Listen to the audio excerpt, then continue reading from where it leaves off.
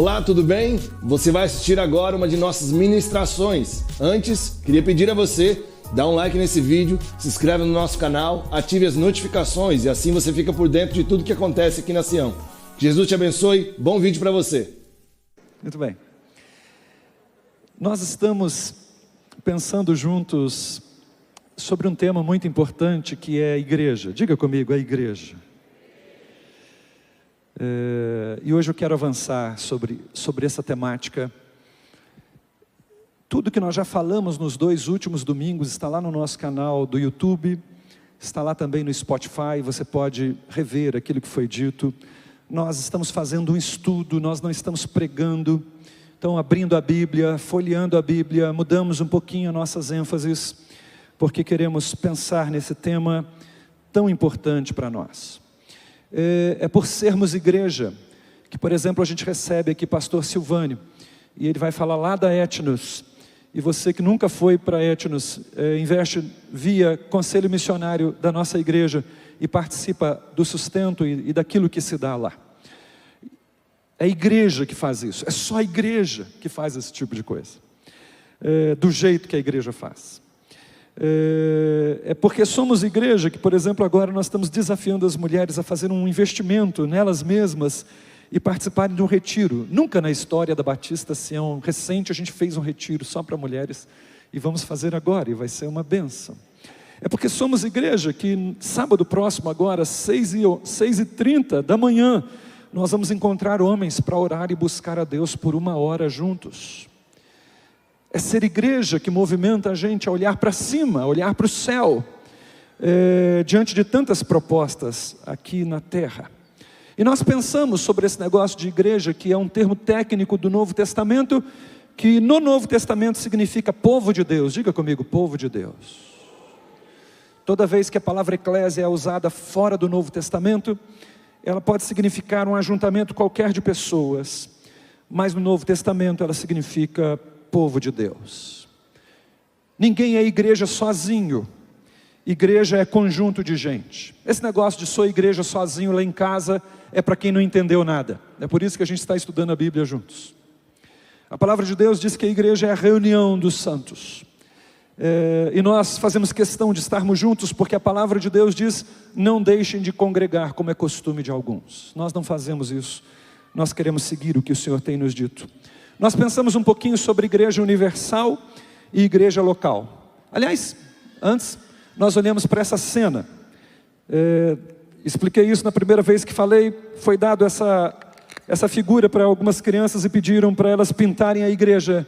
E algumas delas fizeram um excelente trabalho. Igreja não é o templo. Igreja é um conjunto de pessoas lavadas, compradas com o sangue de Jesus Cristo. Nós pensamos um pouco sobre igreja local e igreja universal. Igreja universal é o corpo total de Cristo, vivos e mortos ao longo dos tempos e em todos os locais. E a representação visível desse corpo de Cristo, corpo espiritual de Cristo em todos os tempos, em todos os locais, vivos e mortos, essa representação visível é através de ajuntamentos como esses aqui, são as igrejas locais. Nós pensamos depois um pouco sobre a igreja. Pode avançar para mim, eu estou sem isso, mais um. Pensamos um pouco daí sobre a importância da igreja. Na primeira vez que falamos sobre isso, dissemos que Jesus é o cabeça da igreja e a igreja é o seu corpo. Pensamos sobre o fato de que Jesus é o noivo e a igreja é a sua noiva. Ali embaixo está escrito algo, pode ler para mim por favor, 1, 2, 3 e já. Alguns aí aprenderam, não é? Não é exagere, não é exagere. Não é isso que está escrito lá não. Está escrito assim, exagere. Como é que está escrito? A ideia é essa, que se você acha que entendeu o que é a igreja, você precisa parar e pensar que não entendeu muita coisa ainda. Ser noiva de Jesus é algo da igreja. Veja como ela é importante. Como é importante ser povo de Deus por meio de Jesus Cristo. Que privilégio ser igreja. Que posição bendita. Ser igreja é algo maravilhoso. E eu quero em poucos minutos hoje continuar pensando com você sobre a importância da igreja e pedirmos ao Senhor que Ele nos ajude a que isso saia da nossa mente e desça para o nosso coração, para que de fato a gente viva a bem-aventurada trajetória de viver como povo de Deus sobre essa terra. Mantenha a sua Bíblia aberta, aliás, mantenha a sua Bíblia à mão. Quantos estão aí com backup? Levanta o backup para mim, fazendo um favor. Bíblia física, olha só gente, muita gente, muito bem. Não é, se acabar a energia do celular, a gente continua tendo aqui na mão, nós somos raiz, aroeira, velho, é com nós. E os outros que estão também aí com a mídia aí na mão, levanta a mão, só quero ver aí onde você acessa. Muito bem, nós estamos tudo junto também, pessoal, acende o trem aí e vamos embora. Você vai folhear a Bíblia comigo algumas vezes para lá e para cá. E nós estamos no estudão bíblico, antes da ceia do Senhor. Eu quero pensar um pouquinho com você sobre a importância da igreja, agora na perspectiva de que a igreja é a família de Deus. Diga comigo, família de Deus. Não é muito perfeita porque a gente está tudo dentro. E nós vamos falar um pouco mais sobre isso mais para frente. Mas por enquanto estamos traçando uma base da importância da igreja. E um ajuntamento como esse, nós não temos noção da importância dele. Um culto como esse, nós não temos noção da importância disso. E isso vai nos sendo esclarecido pelo Espírito Santo, quando nós pensamos que aqui está reunida uma parte da família do Deus do universo inteiro. O aleluia é pouco, exatamente porque a compreensão é pouca. Porque o dia que a compreensão for maior, a gente levanta as cadeiras, dando glória a Deus com elas para cima, porque é um privilégio gigantesco você poder dizer de si mesmo: eu sou parte da família de Deus. Nós precisamos que isso desça da nossa mente para o nosso coração, e oramos para que o Espírito Santo nos ajude nesse propósito. Abra a sua Bíblia, Efésios 2:19, nós vamos folhear a Bíblia. Então, folheie a Bíblia, acesse a Bíblia. Não é? Eu poderia colocar na tela, mas estou fazendo de propósito você ler a Bíblia. É possível que hoje aqui, agora, você vai ler a Bíblia mais do que leu na sua casa. Então, como não lê em casa, lemos aqui. Então vamos lá. Efésios capítulo 2, versículo 19. Efésios 2:19. Se você quiser, anota também, porque eu vou lendo aqui por causa do nosso tempo. Portanto, vocês já não são estrangeiros e nem forasteiros, vocês são concidadãos dos santos, vocês são membros da família do próprio Deus. Aleluia. Essa é a ideia sobre igreja no Novo Testamento, família de Deus, não somente um povo, mas noiva de Jesus, rebanho de Jesus, corpo de Jesus, reis e sacerdotes por causa de Jesus, família de Deus. Aí mesmo você vai folhear a Bíblia física, Efésios 3, ou dá um jeito de virar a sua página no virtual aí, Efésios 3, 14 e 15, o apóstolo Paulo diz assim: por essa razão ajoelho-me diante do Pai, de quem toda a família, nos céus e na terra, recebe o nome. Olha que coisa poderosa. Eu vou contar até 3 e você vai dizer o nome da sua família. Eu vou te explicar, o nome da minha família é Oliveira. O seu, 1, 2, 3 e já. Ok, um bom nome. Um bom nome. Agora esse ajuntamento todo aqui, ele recebe o nome do próprio Deus, a família de Deus recebe o nome dele. Isso é muito poderoso. Não, a gente não entendeu bem ainda. Não, nós precisamos de revelação. Nós precisamos orar, irmãos, dizer: Senhor do céu, Espírito Santo, Deus, o Todo-Poderoso. Mantenha sua mente aqui. Há muita distração lutando pela sua mente contra a minha luta pela sua mente. Então me ajude. A igreja é importante porque ela é a família do próprio Deus. Que honra, que privilégio. Agora veja como a gente não entende muito bem isso. Nós somos família de Deus, e às vezes o medo nos sufoca. Às vezes nós estamos com medo de coisas absurdas. Nós ficamos vendo as notícias horrorosas do Instagram e do, sei lá, qual que é o canal que você ouve de notícia, e o seu coração fica apavorado. Tem gente aqui, irmãos, porque o Trump falou um monte de coisa lá, e a bolsa começou a cair, e um monte de crente tem medo, e nem tem dinheiro aplicado na bolsa.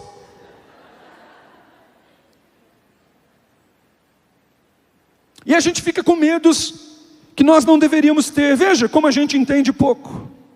Veja como essa verdade de ser família de Deus tem nos sido roubada por esse mundo, pelas nossas emoções, por Satanás. Somos crentes, adoramos, mas sofremos com medo, lidamos com o sentimento de abandono, a gente está sempre achando que está sozinho, a gente está sempre enfrentando os problemas de modo solitário, e com medo das coisas, e com medo do que vai acontecer. Nós não esperamos provisões e milagres. Você já viu a gente, como é que a gente fica doente? A gente fica doido atrás do médico, e nada contra, você é médico. Quando eu tive um tumor aqui, eu fui a vários médicos, e nós vamos atrás, mas você percebe que a gente nem tem mais esperança de milagre. Outro dia, numa reunião, uma pessoa estava passando mal, e foi falar o seguinte: quem quer está enfermo aí, levanta para a gente orar por você. A esposa cutucou o cara, falou: você não quer ficar em pé para a igreja orar por você? Ele falou: não precisa. Crente,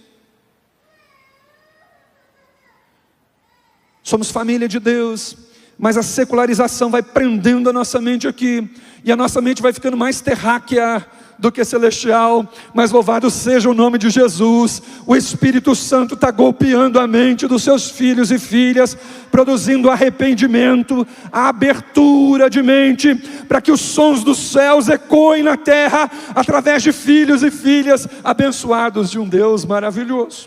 Gente que compreende, igreja. Vivemos abatidos e culpados. Somos da família de Deus, mas vivemos culpados.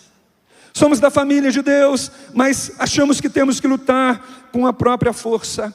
Tudo porque a gente compreende o termo, tudo porque a gente capta a ideia, mas não desceu tanto para o nosso coração, nossa mente não se arrependeu o suficiente ainda.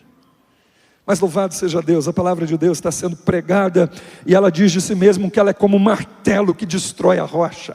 Ela diz de si mesma que ela é como uma espada bigume, que vai penetrando até a divisão da alma do espírito, e é apta para discernir os pensamentos humanos. E nós louvamos a Deus, porque a palavra de Deus está produzindo o efeito para o qual o Senhor a enviou na vida do seu povo.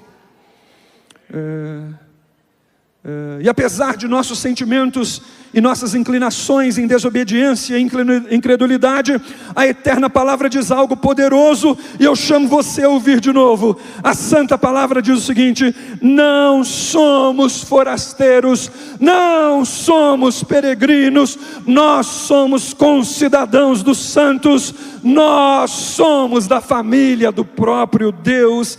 É isso que a Bíblia diz. Levante a sua voz, diga aí onde você está: eu sou da família de Deus.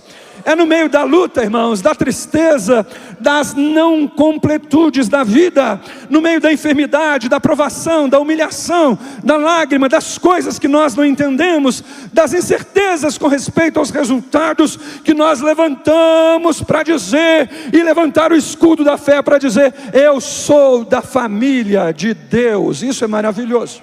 Tem alguém aqui que crê nisso aqui? Diga aí para você mesmo mais uma vez: eu sou da família de Deus. Nessa família bendita nós temos uma posição especial. 2 Coríntios 6, anote aí, sai atrás da Bíblia. 2 Coríntios 6, 16 e 18. Veja o que a palavra de Deus diz. 2 Coríntios 6, 16 e 18. Que acordo há entre o templo de Deus e os ídolos? Pois nós somos templo do Deus vivente. Como disse o próprio Deus: habitarei com eles, e entre eles andarei. Eu serei o Deus deles, e eles serão o meu povo, e serei o Pai de vocês, e vocês serão meus filhos e filhas, diz o Senhor Todo-Poderoso. É isso que Deus diz de você. Não me importa, irmão, o que Satanás diz de você, o seu patrão diz de você. Talvez o que a sua família está dizendo de você. Deus diz acerca da sua igreja: são minhas filhas e meus filhos, e eu vou andar no meio deles. Na família de Deus, cada filho e filha é observado. Diga comigo, observado. O Pai vê todos. Aliás, os seus olhos são como chamas de fogo. Por um lado, a notícia é ruim, porque não dá para você se esconder. Deus vê tudo. Seu pastor não vê, seu cônjuge não vê, seu líder de célula não vê, mas o Deus dos céus e da terra, o seu Pai, vê absolutamente tudo. Por outro lado, essa notícia também é maravilhosa. O meu Pai vê absolutamente tudo. O Espírito Santo habita dentro dos filhos, e Jesus intercede por cada um deles.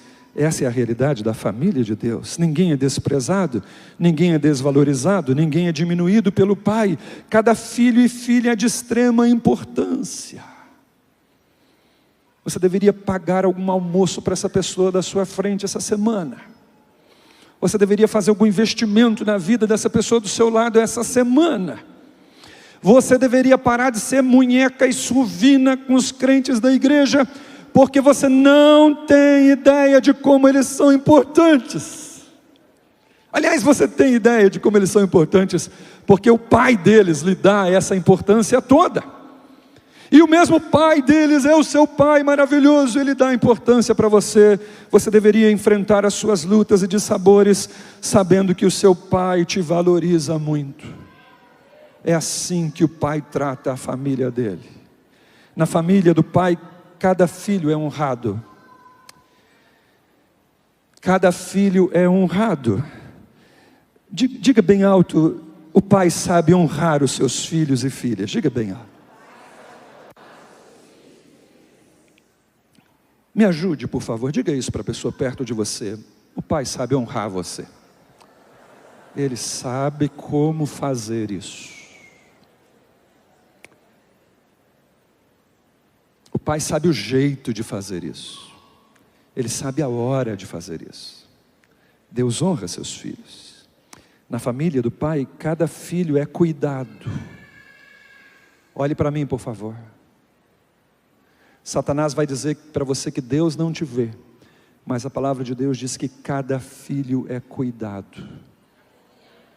Isso que você está enfrentando aí, passou pelo crivo do teu pai primeiro.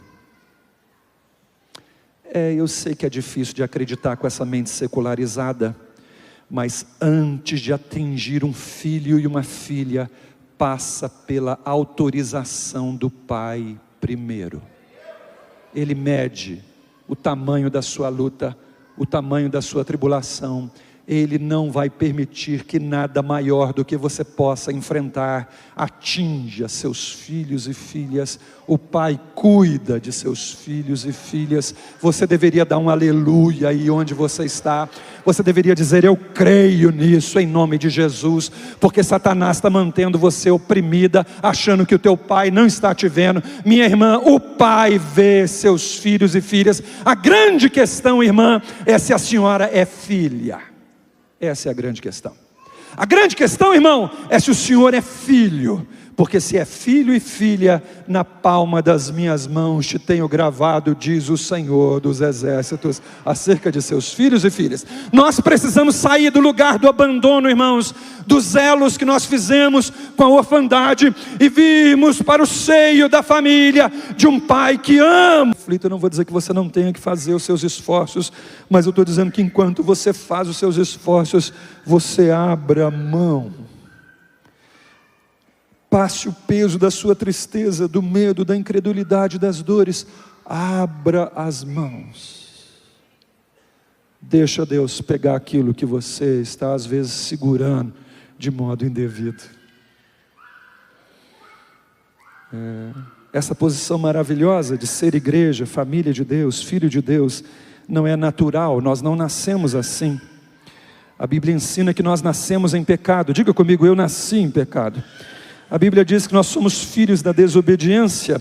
Ela diz que nós vivemos satisfazendo os desejos de nossa mente caída, da nossa carne. Ela diz que estávamos afastados da glória de Deus, condenados, destinados ao inferno. Mas Deus, que é rico em misericórdia, por causa do grande amor com que nos amou, deu-nos a vida por meio de Jesus Cristo. Todo aquele que crer em Jesus, crer que Jesus ressuscitou de entre os mortos, todo aquele que confessar que Jesus é o Cristo, todo aquele que receber a Jesus como suficiente Salvador de sua vida, foi-lhes dado o poder de serem transformados em filhos de Deus. Eu queria fazer uma oração nessa noite. Vamos orar juntos? Eu vou orar aqui e você repete aí, se for do seu agrado. Senhor Jesus, eu creio que o Senhor é o Filho de Deus. Senhor Jesus, eu creio que o Senhor morreu na cruz do Calvário para pagar o preço de todos os meus pecados. Senhor Jesus, eu creio que o Senhor ressuscitou, o Senhor está vivo, o Senhor está bem aqui nesse lugar onde nós estamos. Eu declaro com os meus lábios que Tu és o Senhor da minha vida, o Senhor do meu dinheiro, o Senhor da minha mente, das minhas emoções. Senhor Jesus, eu creio que o Senhor tem o poder de perdoar todos os meus pecados, de escrever o meu nome no livro da vida. Eu creio que por Tua misericórdia eu vou reinar contigo para todo sempre. Se você crê nisso que você diz, e aí diga amém. Isso é uma oração simples de confissão. Aplique ela lá no seu local de trabalho, na sua universidade. Cansei de fazer isso muitas vezes.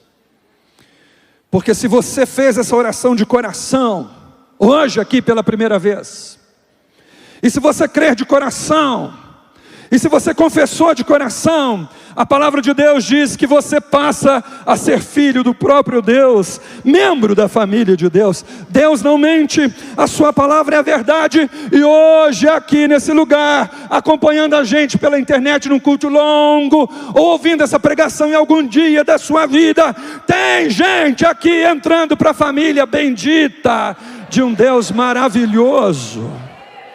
Você não nasceu filha de Deus, você se torna filho de Deus por crer em Jesus Cristo. A grande verdade é que Deus entregou o seu Filho para que todo mundo pudesse ter a oportunidade de ser filho de Deus. Uma característica do pai da família, e eu quero terminar esse tempo, está lá em Tiago capítulo 1, versículo 17.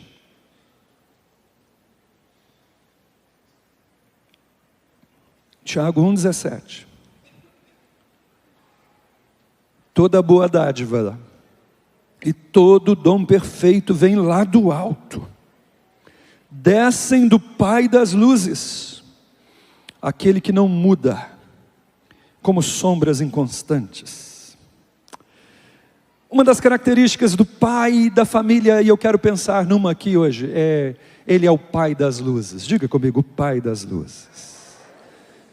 Há outras coisas no texto, mas eu vou pular direto para cá, o Pai das luzes. Essa é uma ênfase em toda a Escritura sobre o pai da família. 1 de João capítulo 1, versículos 5 e 6. 1 de João 1, 5 e 6 diz assim: esta é a mensagem que dele ouvimos e a transmitimos a vocês. Deus é luz e nele não há treva alguma. Levante a voz e diga comigo, Deus é luz. Você pode fazer melhor do que isso, diga Deus é luz. Nele não há treva alguma. Diga amém aí onde você está. Por favor, mantenha a sua mente aqui comigo. Mantenha a sua mente aqui comigo. Treva é sinônimo de pecado. Muitas vezes na Bíblia, treva é sinônimo de pecado. O pai da família é luz. Portanto, ele é avesso ao pecado. O pai da família é santo. O pai da família é separado. O pai da família é puro. significa que ele nunca pecou, nunca mentiu. Significa que ele não tenta ninguém a pecar. Olhe para mim. Significa que ele odeia o pecado, inclusive esse que você tem por estimação e acha que está tudo bem carregando ele. Deus odeia o pecado, e Ele disciplina o pecado em qualquer lugar que Ele acha o pecado. Por quê? Eu vou mencionar 2 motivos rápidos aqui para avançarmos. Porque o pecado é uma ofensa a Ele. Essa mentirinha, essa briga no trânsito, esse destempero, uma ofensa a Ele. Segundo, Deus odeia o pecado, porque o pecado agride, oprime, diminui e enfeia quem peca. Então, o olhar de Deus acerca do pecado é primeiro porque o atinge, é uma ofensa a Ele. Segundo, porque é uma ofensa a quem peca. Então, num ato de misericórdia, Deus odeia o pecado. A família dele é tão importante que ele diz a seus filhos: sejam santos porque eu sou santo. Levante a voz comigo, diga: sejam santos porque eu sou santo. Essa é uma fala de Deus para você. Essa é uma fala de Deus para mim. É uma fala de Deus para a sua família. Filhinhos, não pequeis. É a ordem bíblica. Diga comigo, filhinhos. Percebe o termo? Filhinhos. Filhinhos, não pequeis. Brada a santa palavra. É por amor ao Pai e pelo poder do Espírito Santo que a igreja, os membros da família, os filhos, se afastam, portanto, do pecado. Nós vamos participar da ceia agorinha. Eu quero ler um texto para você, nesse momento de reflexão para nós. A ceia é a cerimônia dos filhos, em comunhão com o Pai. E o Senhor diz o seguinte, 1 de João 1, 6 e 7.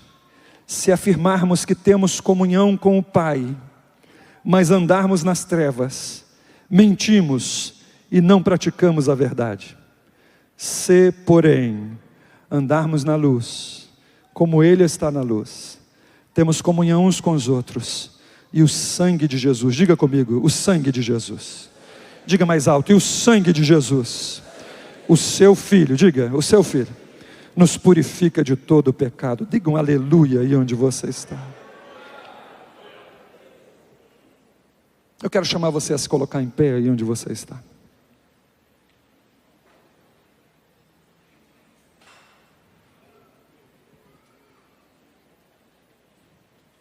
Ser igreja de Jesus, irmão, é o maior privilégio da sua vida.